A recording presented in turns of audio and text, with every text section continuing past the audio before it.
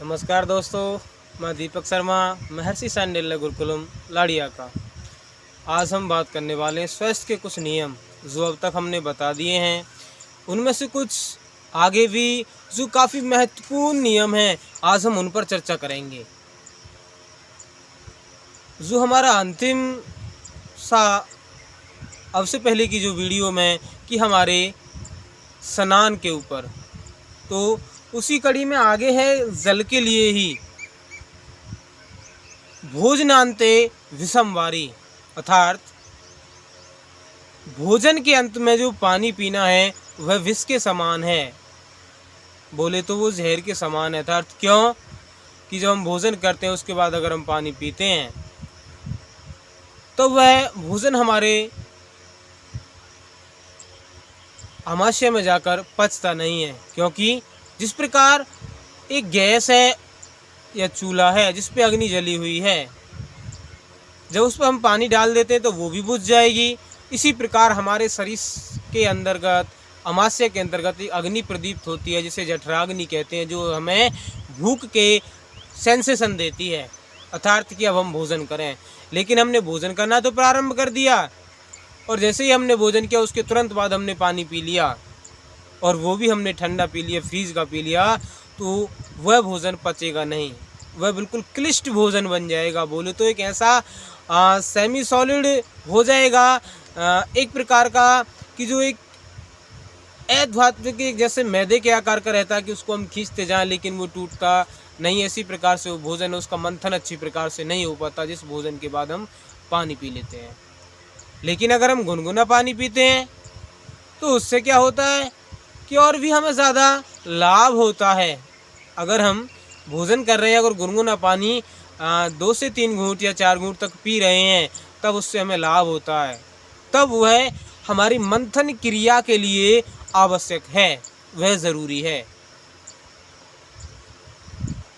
क्योंकि जो हमने पानी पिया है, वो जो गुनगुना है, उसके माध्यम से हमारी जो जठराग्नि है वो प्रदीप्त होती ही रहेगी और हमारी मंथन क्रिया के लिए भी आवश्यक, अर्थात भोजन का पाचन अच्छी प्रकार से होता रहेगा। अर्थात हम लगातार इस नियम का उल्लंघन करते रहे, लगातार अपने जीवन में प्रतिदिन भोजन करने के बाद अगर हम पानी पीते रहे तो हमारा भोजन पचेगा नहीं, और एक दिन ऐसा आएगा माने एक बीमारियों के शिकार हो जाएंगे। आज हम आधुनिक में देख भी रहे हैं, अपने आसपास देख रहे हैं कि बुजुर्ग तो हैं ही बीमार, लेकिन हमारे पास युवा हैं। बोले तो 15 साल से 20 साल के, 25 साल के, 30 साल के युवाएं भी बीमार रहते हैं, और उनको समस्या रहती है। उनको क्या चाहिए? रोटियां, सब्जियां गरम गरम चाहिए, लेकिन पानी बिल्कुल फ्रीज का ठंडा चाहिए। जब हम फ्रीज का बिल्कुल ठंडा पानी पियेंगे, आप एक प्रैक्टिकल करके देख सकते हैं कि हमारे पास कोई भी नली है, पाइप है, तो उस नली या पाइप को हम गर्म करेंगे, और जैसे ही वो गर्म हो गया तो उसको डायरेक्ट ठंडे पानी में डालेंगे, वो क्या होगा? सिकुड़ जाएगा, उसमें कॉन्ट्रैक्ट इतना हार्ड हो जाएगा कि वो दोबारा से फिर रिलैक्सेशन में नहीं आएगा। इसी प्रकार से जब हम पानी पीते तो हमने जो भोजन गर्म खाया उसके बाद हमें वो डायरेक्ट रिएक्शन मिलता है, तो हमारा स्टमक हार्ड होता है। तो जब हार्ड होगा तो अपना जो वो कार्य है, जो वहाँ पे मंथन की जो प्रक्रिया उसका होने का, उसमें वो कॉन्टैक्ट और रिलैक्स करता है, संकुचन और प्रसारण करता है, उस कार्य को करना धीरे धीरे कम करता है। जब वो धीरे धीरे कम करता है तो हमारा भोजन का पाचन होना शुरू हो जाता है, तो हमें कब्ज बनना, कॉन्स्टिपेशन होना, ये सारी समस्याएं, गैस बनना, सिर में दर्द होना, धीरे धीरे ये समस्या होना प्रारंभ हो जाती हैं। जब धीरे धीरे ये समस्या हो जाती हैं, अंत में जाकर यही समस्याएं हमें एक लंबी बीमारी की तरफ लेकर के जाती हैं।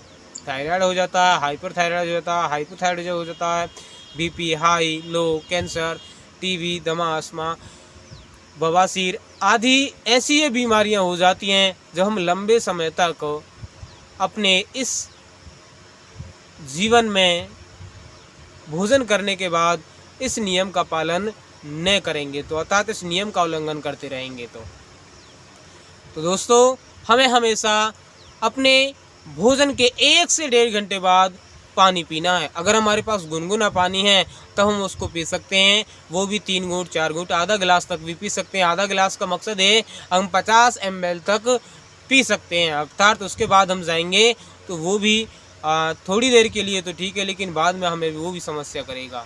कारणवश अगर हमें कुछ प्रॉब्लम हुई, हमने सूखा भोजन अधिक खाया, बोले तो जिस भोजन में तरल पदार्थ नहीं है, तरल पदार्थ बोले तो हमारी सब्जी भी सूखी है, जैसे हम ज़्यादातर खाते हैं, काफ़ी भिंडी की है, या फिर हमने आलू गोभी सूखे बना दिए हैं, बिल्कुल आलू गाजर बना दिए हैं, या फिर पेठा है, अर्थात उसमें जिस सब्जी में पानी की मात्रा कम है उसका हम सेवन करते रहेंगे तो तब क्या होगा। और उसके बाद हम अगर पानी पिएंगे तो वो पानी अच्छा है, क्योंकि वो मंथन क्रिया में मदद करेगा, हमारे भोजन की पाचन क्रिया में मदद करेगा। लेकिन अगर हम वो भी गुनगुना, ठंडा नहीं, अगर उसमें भी हम ठंडा लेंगे तो वो भी हमारे शरीर के तापमान को कम करेगा, हमारे भोजन के जो पचने की क्रिया उसको भी मंद करेगा। तो याद रखें हमेशा कि हमेशा जो पानी है वो गुनगुना पिएं, अगर भोजन करने के बाद पीना है, अन्यथा 1.5 से 1 घंटे बाद ही पानी पिएं, या 1 से 1.5 घंटे बाद ही पानी पिएं। अगली कड़ी में है कि हमारा जो भोजन है वह क्या करना है, न स्नानेम चरेद भुक्त्वा, अर्थात स्नान जो हमें करना है कभी भी भोजन करने के बाद नहीं करना, अर्थात जब हमने भोजन किया है तो उसके तुरंत बाद हमें स्नान नहीं करना है, क्योंकि हमारा जो आमाशय है, जो जठराग्नि है, वह भोजन के पाचन में लगी हुई है। हमारे और शरीर के जो अंग हैं उन्होंने सीक्रेशन भेजा हुआ, उन्होंने एंजाइम भेजे हुए हैं, उन्हें हार्मोन्स भेजे गए हैं कि आप जाओ उस भोजन का पाचन करें। लेकिन जैसे ही हमें दूसरे सेंसेशन मिलते हैं कि हमारी त्वचा पर पानी आ रहा है, तो वो हार्मोन्स, हमारा जो मस्तिष्क है उस हार्मोन्स को संकेत देता कि आप इधर जाओ, अर्थात जो एनर्जी हमारे भोजन के पाचन में लगनी थी तो वो एनर्जी वहाँ पे लगने की अपेक्षा हमारे फिर उधर की तरफ जाती कि हमारा इमरजेंसी केस आ गया है, कि हमें यहाँ से भी अपने शरीर की रक्षा करनी है। तो हमें हमेशा कभी भी भोजन करने के तुरंत बाद नहीं नहाना है, अर्थात आप 40 से 50 मिनट के अंतराल में नहा सकते हैं, या फिर 40 से 1 घंटे के अंतराल के बाद नहा सकते हैं। निरंतर अगर हम यही प्रक्रिया करते रहेंगे तब भी हमारी जो पाचन क्रिया है दृढ़ नहीं हो पाएगी, सबल नहीं हो पाएगी, धीरे धीरे वो मंद होती चली जाएगी, अर्थात धीरे धीरे हमें अनडाइजेशन की प्रॉब्लम होना शुरू हो जाएगी, हमारा पाचन नहीं होगा, भोजन का पचना हमारा धीरे धीरे कम होना शुरू हो जाएगा। अर्थात हमें निरंतर अपने भोजन को पचाए रखना है, हमेशा एक ऊर्जावान बने रहना है, हमेशा एक ऐसी शक्ति हमारे शरीर में उत्पन्न होए कि हम प्रत्येक कार्य के लिए, अपने लक्ष्य की पूर्ति के लिए हमेशा दृढ़वान बने रहें। तो इन 2 नियमों का बिल्कुल अच्छी प्रकार से पालन करना प्रारंभ कर दें, ताकि हम भविष्य में ऊर्जावान बने रहें, आने वाले समय में हम अपने शरीर को निरोगी बना सकें, अर्थात हमारा भविष्य हमारे शरीर की तरफ से अच्छा रहे। अगली कड़ी में है जो मेघ है, जो वर्षा है, नास्ति मेघा नाम तोयम, अर्थात जो सबसे अच्छा पानी है वो किसका है, जो सबसे अच्छा पानी है वो है बारिश का। यहाँ तक लिखा गया है कि जो बारिश का पानी है उसके समान कोई दूसरा पानी मेल नहीं खाता है, और वह हमारे शरीर की इस प्रकार से सफाई करता है कि जैसे कि हम अपने किसी भी एक ऐसे पदार्थ को या अपने किसी भी बर्तन को बरसात में रखते हैं तो वर्षा के बूंदों के कारण भी वह जो पानी होता है उसमें से जो गंदगी जमी हुई है उसको निकाल देता है, और इसी प्रकार वर्षा का पानी भी हमारे शरीर की शुद्धि करता है। तो सबसे अच्छा जो पानी है वो वर्षा का पानी है। अगर उसकी हम बात करें, वो पानी काफ़ी ज़्यादा एल्कलाइन रहता है, अगर उसकी हम pH वैल्यू देखते हैं तो वो काफ़ी ज़्यादा एल्कलाइन होती है। आने वाली वीडियो में इस पर भी हम बताएंगे कि वह कितना एल्कलाइन रहता है, उसको भी आपको बताएंगे। लेकिन जब तक हम वो पानी पीते रहेंगे तो हमारे शरीर में काफ़ी जो बीमारियां हैं, लगभग 50 से 60 प्रकार की बीमारियां हमारे शरीर में प्रवेश नहीं कर सकती हैं। बोले तो वर्षा का पानी, अगर हम वर्षा के पानी से स्नान भी करते हैं तब वो हमारे शरीर की ज़्यादा शुद्धि करता। हमने देखा भी है कि हम प्रतिदिन साबुन से नहाते हैं, शैम्पू से नहाते हैं, लेकिन एक दिन अगर हम वर्षा में नहाते हैं तो उस दिन हमारी त्वचा एक अलग ही निखार में होती है, एक हम अलग ही ऊर्जावान रहते हैं। तो उसके बराबर कोई पानी नहीं है। अर्थात वर्षा का हम फुल आनंद लें, अच्छी प्रकार से लें। बस जो प्रारंभ की वर्षा, जो आधुनिक में जो धुआं है, वायु प्रदूषण है, जल प्रदूषण, उसके कारण क्या कि वायु प्रदूषण हो रहा, तो जो पानी आता है ऊपर से, तो वो जो रेन हमारी जो वर्षा जो होती है, जो एसिडिक हो जाती है, तो पहली प्रारंभ की जो 1 से 2 वर्षा है तो उसमें हम स्नान नहीं करें। बाकी जो अन्य वर्षा आती हैं, बाद में जो आती हैं, उनमें सभी में हम स्नान करें तो हमारे शरीर के लिए अच्छा है। तो आगे है अजीर्णम भेषज वारी, अर्थात अजीर्णम भेषजम वारी। जब हम अजीर्ण में हो जाते हैं, अर्थात हमारे भोजन का पाचन नहीं होता है, बोले तो जब कॉन्स्टिपेशन हमें रहती है, कब्ज हमें रहती है, तब जो भेषज का काम अर्थात औषधि का कार्य करता है वारी अर्थात पानी। अर्थात जिस व्यक्ति को अपच है, कॉन्स्टिपेशन है, अनडाइजेशन की प्रॉब्लम एक लंबे समय से बनी हुई है, अगर वह प्रॉपर अच्छी प्रकार से पानी पीना प्रारंभ कर दे तो उसको अजीर्ण की समस्या, उसको कॉन्स्टिपेशन की समस्या, उसको अनडाइजेशन की समस्या, भोजन न पचने की समस्या दूर हो जाएंगी। इसके लिए हम उदाहरण लेते हैं कि हमें कितना पानी पीना चाहिए। मुख्यतः हमें कितना पानी पीना चाहिए इसका कोई माप नहीं है, लेकिन फिर भी हम एक बात देखते हैं तो उसमें क्या है कि प्रत्येक व्यक्ति की जो एक्टिविटी है, जिसकी गतिविधियाँ, वो सभी की अलग अलग हैं। जैसे कि अगर हम देखते हैं कोई व्यक्ति बहुत ज़्यादा शारीरिक श्रम कर रहा है तो हमने उससे बोल दिया कि आप 2 लीटर पानी प्रतिदिन पिएं, तो वो संभव नहीं है। उसको तो डिहाइड्रेशन हो जाएगा, निर्जलीकरण हो जाएगा, उसके शरीर में पानी की कमी हो जाएगी। क्योंकि अगर हमने उससे बोला है कि आप 2 से 4 लीटर पिएं और उसने 2 से 4 लीटर तो पानी बाहर निकाल दिया पसीने के माध्यम से ही अपने शरीर से, तो उसके लिए वो पानी कम है। तो हमें कितना पानी पीना चाहिए, इसके लिए सभी प्रत्येक व्यक्ति के लिए है कि हम जो यूरिन करने के लिए जाते हैं, जो हम लघु शंका या मूत्र मार्ग के माध्यम से हम जो मूत्र त्याग करने की जो विसर्जन की प्रक्रिया करते हैं, उसमें जब हम 24 घंटे में अगर सोने के बाद एक बार हमारा मूत्र पीला आ रहा है, हमारा जो यूरिन है वो येलो कलर का आ रहा है, तो वो तो चलेगा। लेकिन बाद में हम अपने दिन में या 2 बार करते हैं, 3 बार करते हैं, 4 बार यूरिन करते हैं, 5 बार करते हैं, तो वह हमारा हमेशा वाइट कलर का ही पानी आना चाहिए। अर्थात हमें पसीना भी काफ़ी आ गया है, तब भी क्या है कि हम पानी अक्सर में फिर इतना ही पिएंगे कि हमारा जो यूरिन साफ आए, बिल्कुल सफ़ेद कलर का आए। तो ऐसा कोई सिद्धांत नहीं है कि हमें 7 लीटर पीना चाहिए, 8 लीटर प्रतिदिन पीना चाहिए, या 2 लीटर पीना चाहिए, या फिर 10 लीटर पीना चाहिए। ऐसा प्रत्येक नहीं, क्योंकि प्रत्येक व्यक्ति की एक्टिविटी अलग है। एक व्यक्ति एसी में बैठा है तो उसके लिए हो सकता है कि 3 लीटर पानी काफ़ी है। एक व्यक्ति धूप में है, हो सकता है कि उसके लिए 6 लीटर पानी काफ़ी है। एक व्यक्ति धूप में रहते हुए भी शारीरिक श्रम कर रहा है तो उसके लिए तो 6 लीटर पानी कम रहेगा, और होता भी ऐसा ही है। तो इसलिए जो अनुभव के आधार पर हम पहुंच पाए हैं कि कितना पानी पीना चाहिए, जब हम यूरिन करने के लिए जाते हैं 24 घंटे में से हम सो करके जगते हैं तो वह यूरिन अगर पीला आ रहा वो तो चल जाएगा, लेकिन बाद में अगर हम 2 बार भी, 3 बार भी, 4 बार भी, जितनी भी बार यूरिन जा रहे हैं तो हमारा वो येलो कलर का नहीं रहे, अर्थात बिना किसी जलन के रहे, अर्थात जलन भी ना हो अगर हम बाद में यूरिन करने के लिए जा रहे हैं। तो ये पानी की हमारी मात्रा हो गई, ठीक है। और इस मात्रा के अनुसार अगर हम पानी पिएंगे तो हमारी जो कब्ज है, जो अपच है, जो अनडाइजेशन है, जो कॉन्स्टिपेशन है, ये सारी समस्याएं, भोजन का न पचना, भूख अच्छी प्रकार से न लगना, ये सारी जो समस्याएं हैं आप देखेंगे बहुत ही जल्दी आपके शरीर से दूर हो जाएंगी, और पथरी तो आपको भविष्य में कभी भी बनेगी ही नहीं।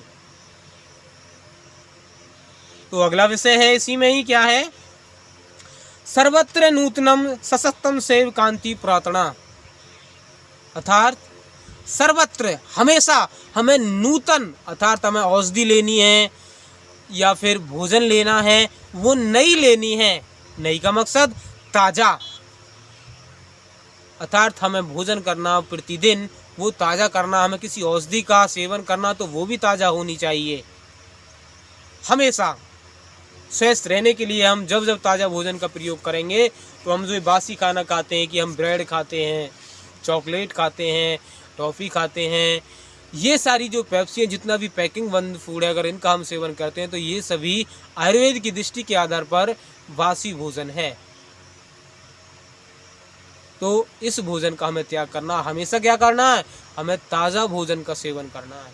और आगे इसी कड़ी में कहा गया, और जो सेवक है और जो साल्यान है, अर्थात जो चावल है और सेवक, अर्थात किसी व्यक्ति को हमें ज़रूरत है कार्य कराने के लिए अपने घर पर, अपने कहीं रोज़गार में, तो वह पुराना ही अच्छा है। अर्थात जो चावल है वह पुराना ही अच्छा है।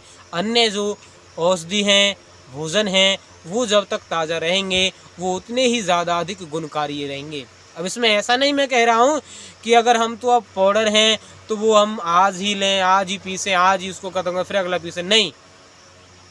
मकसद कहने का ये है, अगर कोई 1 साल पुराना बना है, कोई अभी बना है, तो ज़्यादा अच्छा वो जो अभी बना है। अगर वो 1 साल होता हुआ चला जाएगा, 2 साल होता हुआ चला जाएगा, तब क्या होगा, उसकी प्रॉपर्टी थोड़ी डाउन होती चली जाएगी। लेकिन ऐसा सभी के लिए नहीं है। अगर हम घी की बात करते हैं, शुद्ध देसी गाय के घी की हम बात करते हैं, तो वह जितना पुराना होता हुआ चला जाता है उसके उतने औषधीय गुण भी बढ़ते हुए चले जाते हैं। तो हमेशा इन बातों का याद रखें, इन बातों का ख्याल रखें। आगे है नित्यम सर्वारसाम भक्ष्या। नित्यम हमेशा क्या करना है, हमें हमेशा जो हमें करना है, सभी रसों का सेवन करना है। सभी रसों का मतलब हमारे आयुर्वेद के अनुसार जितने भी हम भोज्य पदार्थ खाते हैं उसमें 6 रस हैं। 6 रस बोले तो मधुर है, अमल है, लवण है, कटु है, तिक्त और कसाय। मधुर आप जानते हैं सभी, जो मीठा है वो भी हमारे भोजन में सम्मिलित होना चाहिए। मधुर का मतलब अब आपको ऐसा नहीं है कि चीनी खा लेना है, नहीं। जो मधुर नेचुरल जो भी कोई फल है, आपके पास कोई फल हो सकता है मधुर, या फिर जो प्राकृतिक रूप से बनाया हुआ आपका गुड़ हो सकता है, खांड हो सकती है, काकवी हो सकती है, मिश्री हो सकती है, लेकिन चीनी नहीं। कोशिश करना है कि अगर हम कृत्रिम जो हमारा मीठा है उससे भी ज़्यादा अच्छा है अगर हम जो नेचुरल जो मीठा है, नेचुरल जो भी कोई फल है, आपके पास अंगूर हो सकता है, आपके पास मीठी मौसमी हो सकती है, आपके पास केला हो सकता है, आपके पास आम हो सकता है, आपके पास गूलर हो सकता है। बहुत ही अच्छा फल है, बहुत स्वादिष्ट फल है। तो ये है मीठा। मधुर के बाद आता है अमल, जिसमें भी अमल होता है, जो खट्टे पदार्थ हैं वो होते हैं अम्लीय। आगे होता है लवण। लवण कहते हैं नमक को, जिस भोज्य पदार्थ में लवण होता है, नमक होता था। प्रत्येक जो हरे पत्तेदार हैं उन सभी में नमक होता है। समुद्र से हमें नमक मिलता है, लेकिन अगर हम हरे पत्तेदार कुछ भोज्य पदार्थ खाना प्रारंभ करें तो उनमें भी हमें लवण मिल जाता है। जैसे कि क्या, अगर हम खीरा खाएं, ककड़ी खाएं, वो अधिक मात्रा में खाएं, या खरबूजा खाएं, या फिर हम कचरी खाएं, ऐसे जो नमकीन है, या फिर हमारे आसपास कुछ जो औषधि हैं उनके जो कुछ पत्ते हैं, अगर उनका हम थोड़ा थोड़ा मात्रा में करें कि 10 से 15 ग्राम प्रतिदिन, तो वह हमारी नमक की पूर्ति के लिए काफ़ी है। आगे है कटु। कटु होता है हमारा मिर्च का जो स्वाद रहता है वो कटु है।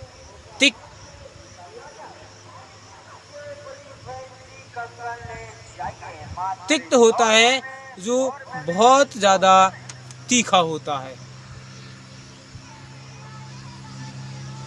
और हमारा जो कसाय होता है वो कसेला होता है, जो जामुन का स्वाद है, जो हमारे अगर हमने अपने त्रिफला खाया हो उसका जो स्वाद है वो कसेला है। तो यही जो हमारे षड्रस हैं, यही हमारे भोजन में उपलब्ध होने चाहिए। जब ये हमारे षड्रस हमारे भोजन में हमें प्रति सप्ताह अगर हमें मिलते रहेंगे, तब हमारे सभी रसों का संतुलन हमारे शरीर में बनता रहेगा।